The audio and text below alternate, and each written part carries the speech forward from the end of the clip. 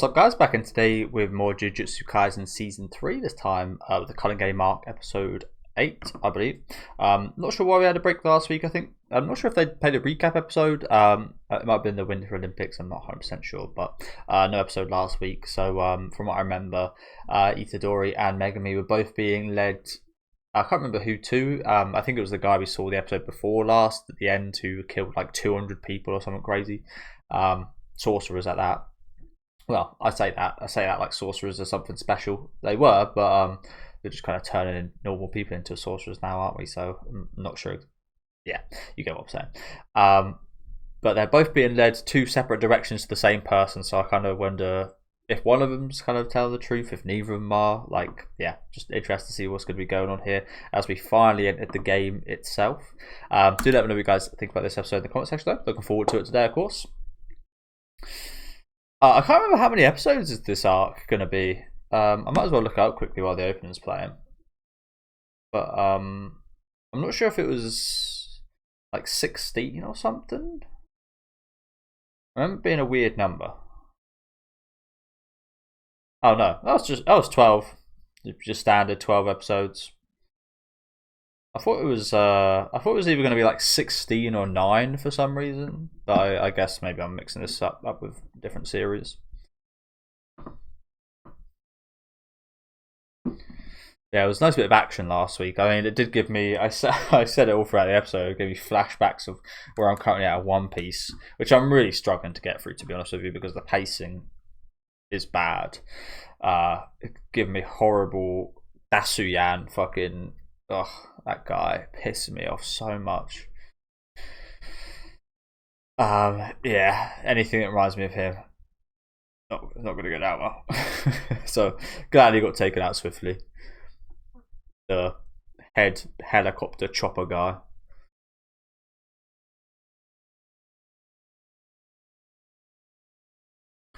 So there's like the girl from the week before last, and I really like her look with like the ball hair. I think it's really cool.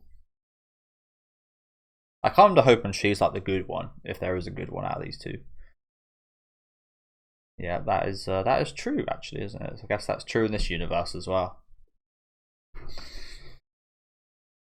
I can't remember why, but there is a specific reason why that's the case.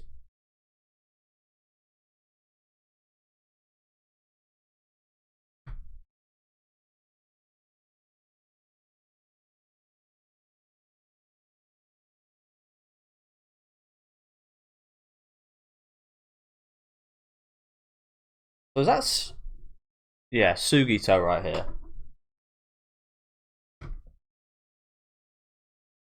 Oh Jesus!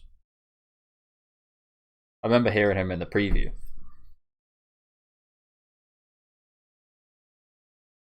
Brilliant voice actor.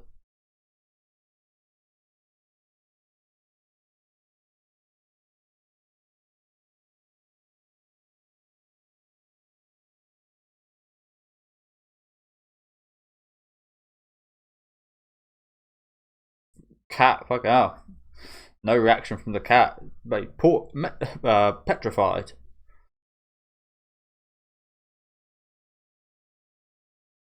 Oh way.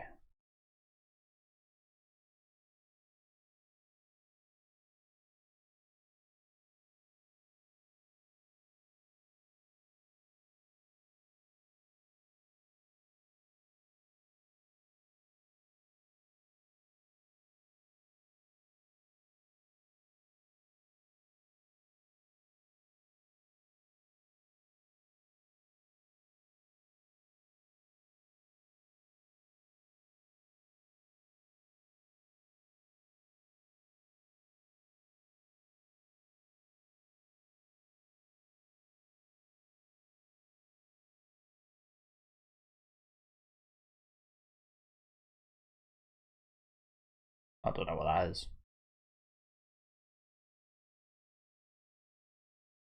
I was gonna say a non-profit organization.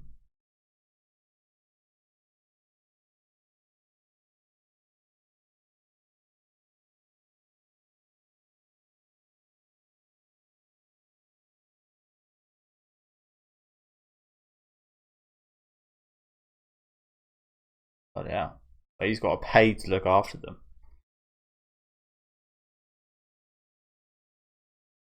Weird.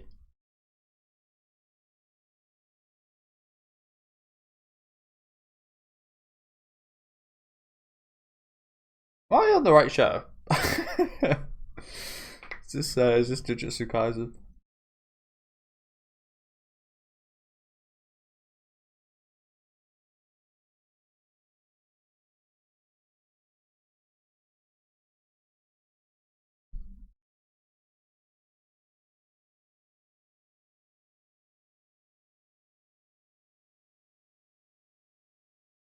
I mean, that's something I've said about the season in general. It feels very mix and match in a way. Sometimes it works, sometimes it doesn't. Where we just like cut from the Culling game to something completely different, like with Mackie. I mean, it's still like it's relevant, but like it was just cutting between things so much, and sometimes it works better than others.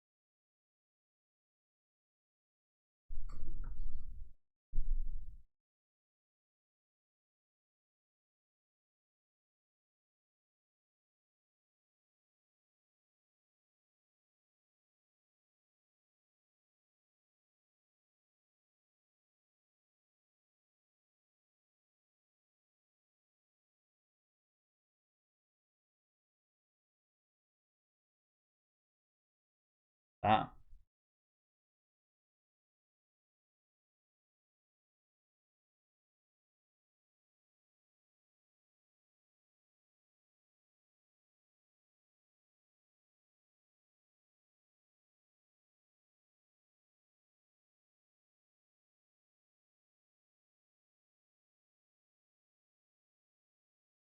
I mean, this is a little bit relevant, but I've always thought that was quite interesting, like the psychology of. I mean, the psychology of these attorneys and lawyers and such are really interesting anyway. But it's especially interesting when they have to take on a case that they surely know they won't win. But even more interesting, they surely know that the person they're defending is guilty. Um, and like I think there can be like really big scumbags sometimes with that kind of stuff of defending someone that has done a crime, but you defend them because it's your job. I feel like who are they like to turn? Who am I to say anything about this? But yeah, I'm not a fan of like that when just like seeing someone defend someone that's like indefensible, for example. Um, just because they've got financial incentive to defend them, and that being the primary kind of motivating factor in defending them, I really don't like. So I quite like it. I watched a movie about something similar. I can't remember what it was called, but someone that like picked up like almost like impossible cases for people. I can't remember what it was called, but I remember being quite good. But yeah, it was like a lawyer that would like choose defendants that were quite unlikely to that were like either like quite poor or quite unlikely to win their cases. And yeah, it was really good actually. But yeah, like I said, it's a whole like.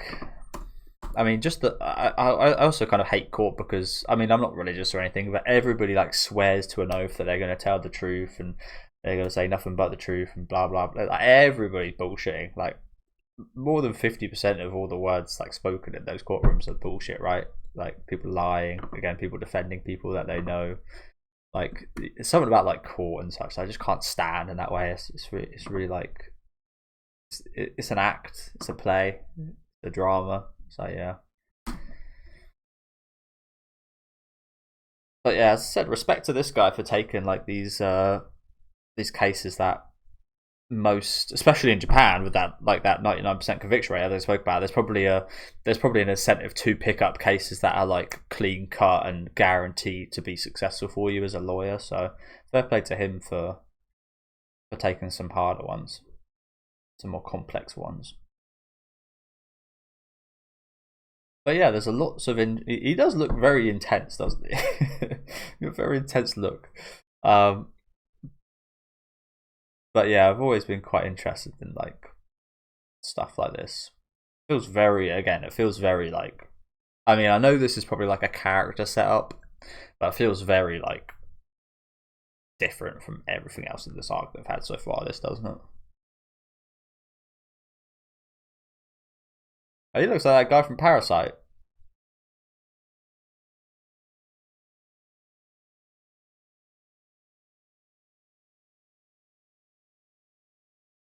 Yeah, so he actually won the case, but it's not finished yet. Interesting. Hey, you're not allowed to do that. Suit you for that. you're doing that to a lawyer, bro. How much of an idiot can you be to do something like that to someone that gets people convicted for stuff like that? Fucking idiots.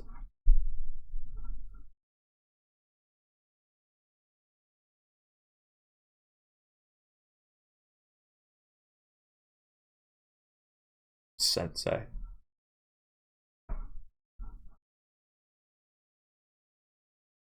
What's that face? What was that bloody derpy facial expression? Hey, good job, Higuruma, was it? Good job, you.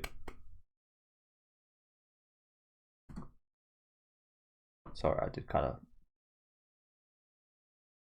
Oh, hey, excuse me. Are you telling me that on the second trial they were talking about, he then gets arrested for life in prison? Really? I hope that's not what that's saying there. I mean, it's literally written, so I'm not sure there's any other way to interpret that. But really, right after this, right after we see the kids sobbing, I'm not sure if he'd done it. Not sure it was explicitly said. To be fair, I mean, it seemed pretty clear cut, didn't it? But even then, there can be twists in the tale. So yeah, you're telling me he got put in jail for life after this?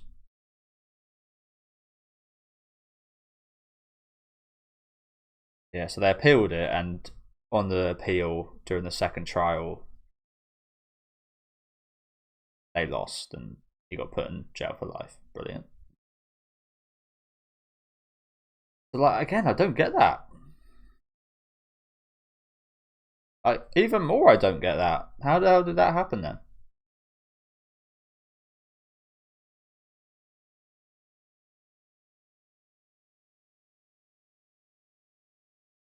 Incredible, isn't it?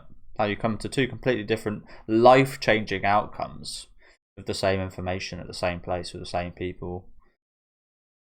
I mean, I think everybody's heard of this, but the movie I watched that was really interesting in that regard was 12 Angry Men. Watched that only about a year ago, I think.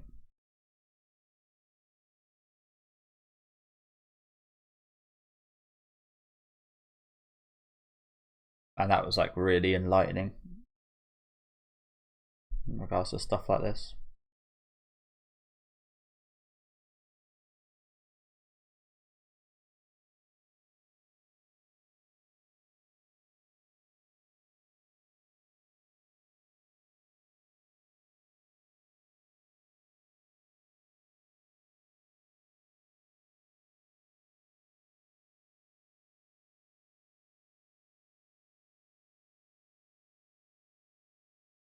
Or it's poetic.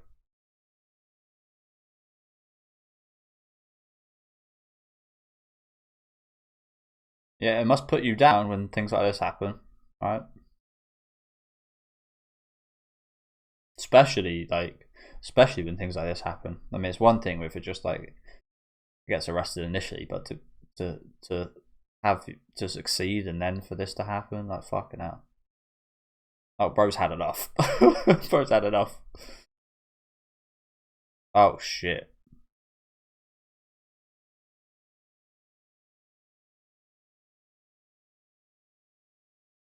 Oh shit.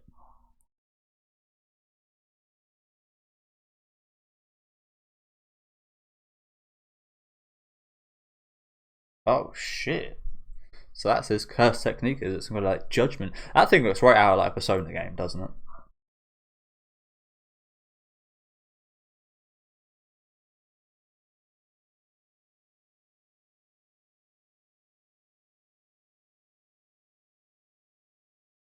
So this is the guy that's waiting for one of the boys. Sorry, I did miss what he had written down there. Were they like bets?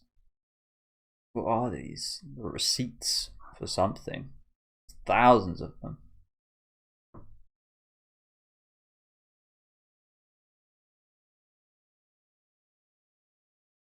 What are these? And like counters on them, like Tiddlywinks counters on them.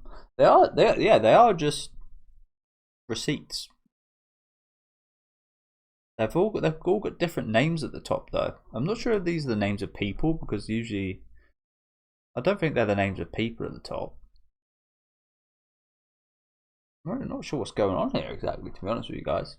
Random ass receipts, Tiddlywinks on them, but just like a stupid amount. And like, where are you getting these?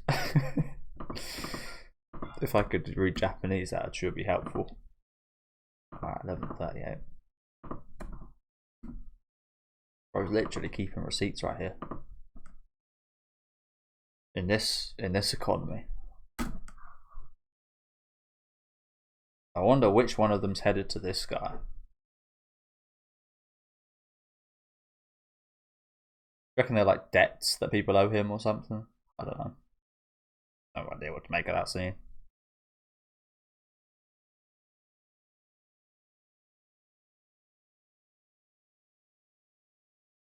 And that's the guy we just saw.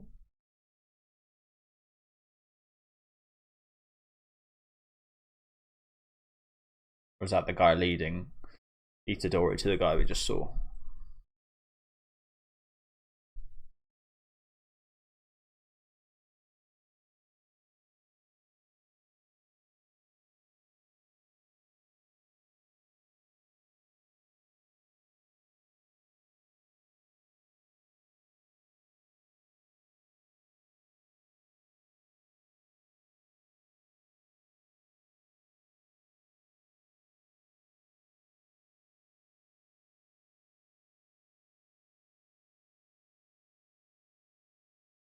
It's the Dory himself.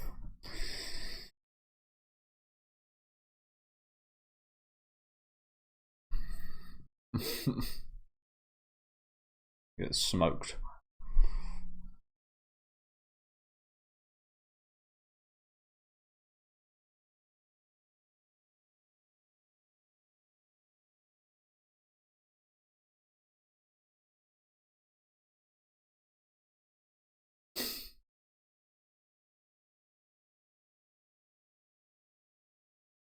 When was this? I mean, he kind of seems like the more intense Itadori we know right now.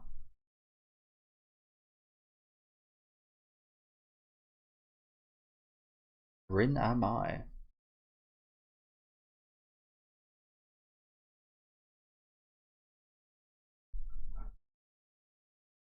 When was that? Was that maybe I'm being stupid here, but that was a flashback, right? However, he didn't seem like the Itadori we met at the start of season 1.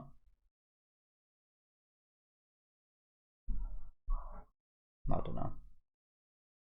Yeah, it was a flashback. But again, I don't know why. He seems like the more intense Itadori we know now.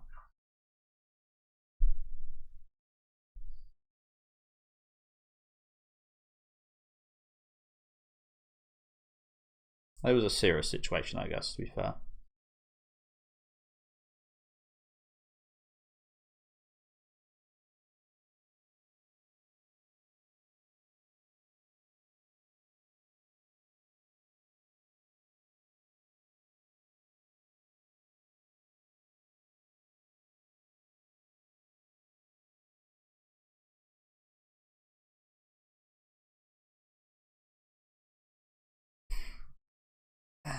So you're still stuck in your loser ways, are you?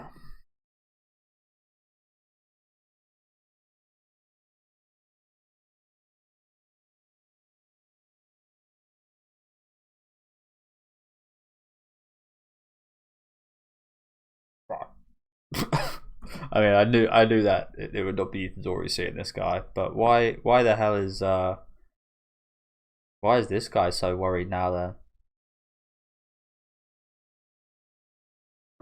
that's make me more scared. I mean, you've lost any kind of aura you had to that guy a minute ago. So I can't say I'm too scared for Megami. Although it's kind of one of those things where that guy looks so crazy, maybe you should actually be scared. But it kind of makes me more scared for this situation. Like, who the hell is Itadori going to be meeting now? Is it actually going to be him? Like, why is this guy so worried for him? Still on his loser ways of just like sitting by. And, I mean, I guess it's human kind of survival instinct to an extent what this guy's doing, but it's still loser behavior, really, isn't it? Loser behavior. Yeah, what the fuck is this guy wearing? Maybe I was making too much out of Laura's receipts. Just ends up being a fucking outfit of all things. One gust of wind. One fucking gust of wind. Reggie.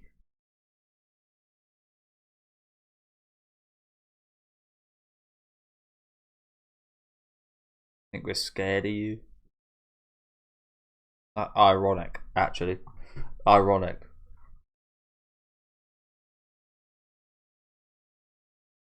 Mr. Paper Scraps here. Not awfully intimidating, is he? But maybe they're the most intimidating, as I said. Yeah, it's him. Okay. Just laying in a bath.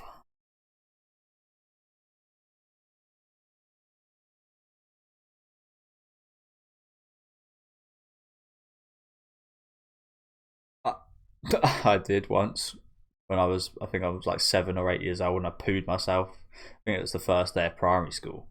I pooed myself in the car. And I think that, yeah.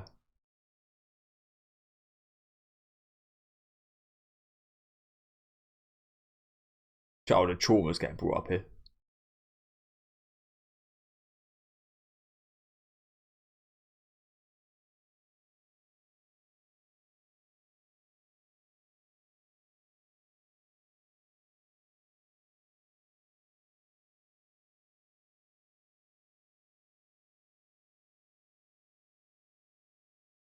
I'm expensive, you know.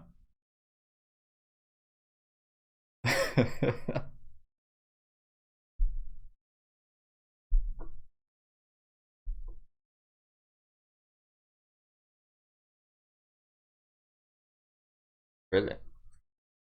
Oh wait, so yeah, he was like second place somehow.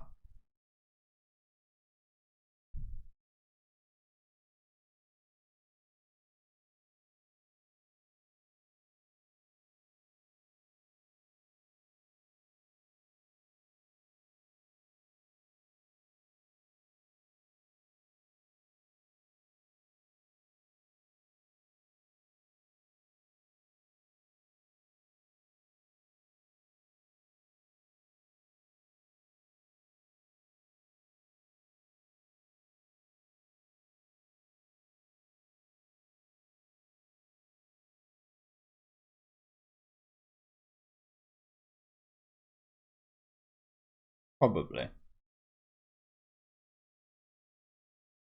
How do you know him?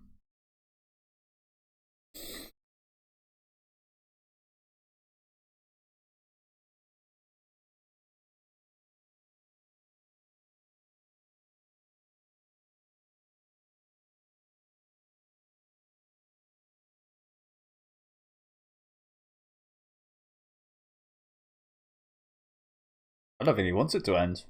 Yeah, don't know why. I just get the feeling. This is kind of like I mean, this is not fair exactly because you've got a bunch of normal people turning into sorcerers. Although that's exactly what this guy done. I think he only actually turned into a sorcerer very recently, right? If not very recently, then like as this Culling game started, is my assumption. Again, I could be wrong about that, but judging from the flashback we saw, feels like very recent that he got turned into a sorcerer. It feels like something that is, I mean, I guess, especially for him, the way he sees it, it kind of is like an equal playing ground. It's not really because there have been people that have been sorcerers for hundreds of thousands of years, supposedly here. Again, I'm not too clued up on all that. And then there's him that's only just recently become one, so it doesn't seem fair in that regard. But I guess from his perspective, it is. I mean, obviously he's quite powerful. He's got a lot of fucking points. So maybe this is like the even ground to kind of it goes with his like philosophy of things. Perhaps he's one of the weaker or should be weaker ones, kind of standing up to like the people that impose like the system and such. I don't know. Maybe I'm just talking nonsense to be honest, but what I'm saying is essentially it kind of felt fitting that this guy actually wants the Culling game to kind of continue. Get some satisfaction out of it. I don't know. Not in like a messed up way, but yeah, I don't know. It's hard to explain, isn't it? Just feels quite natural that this would be the answer.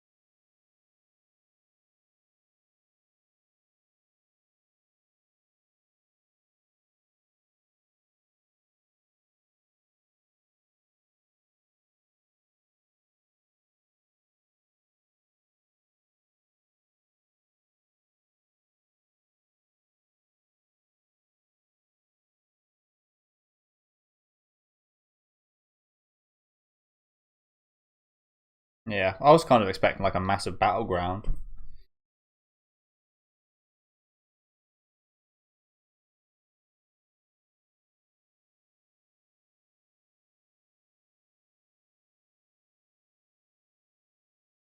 I mentioned that last time, didn't I?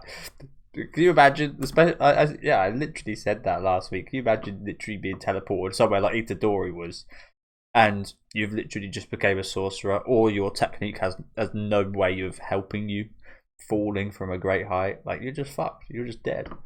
I'm glad they addressed that. So yeah, it does. I mean, I likened this initially to.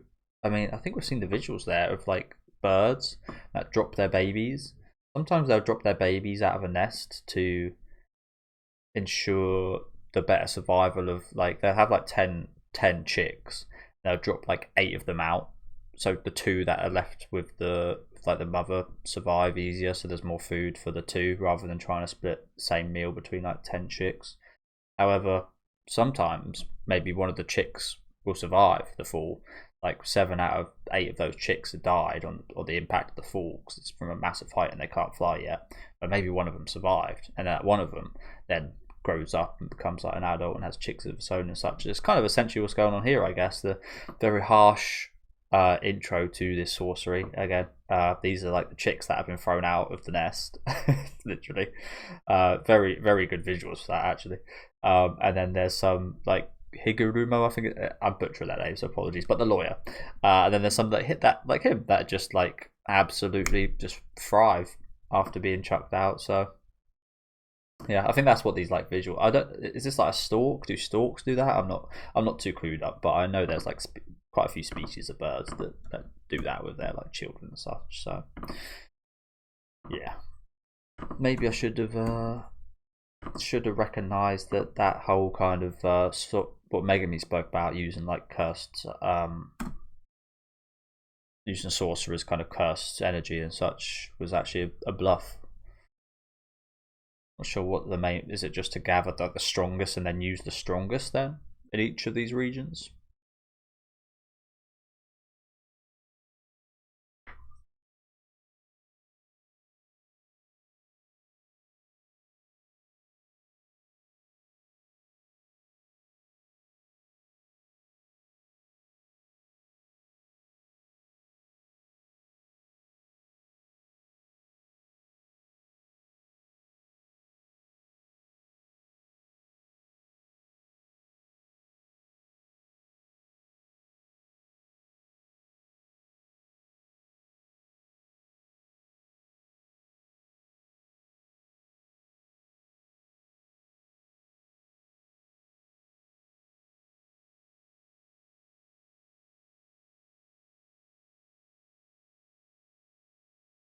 Oh shit.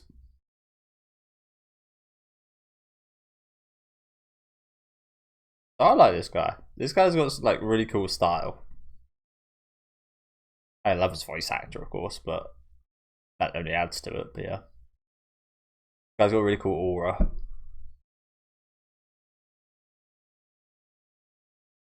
That word gets thrown about a lot, but yeah. Deadly sentencing.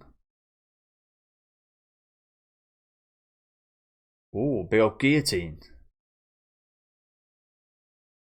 This is like just like a domain expansion, right?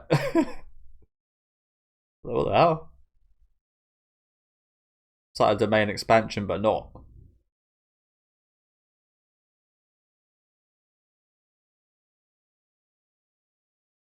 Gonna drop a bomb on the game. Just get rid of all these incredibly powerful sorcerers.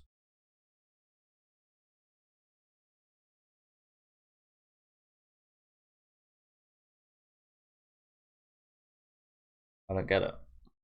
Why?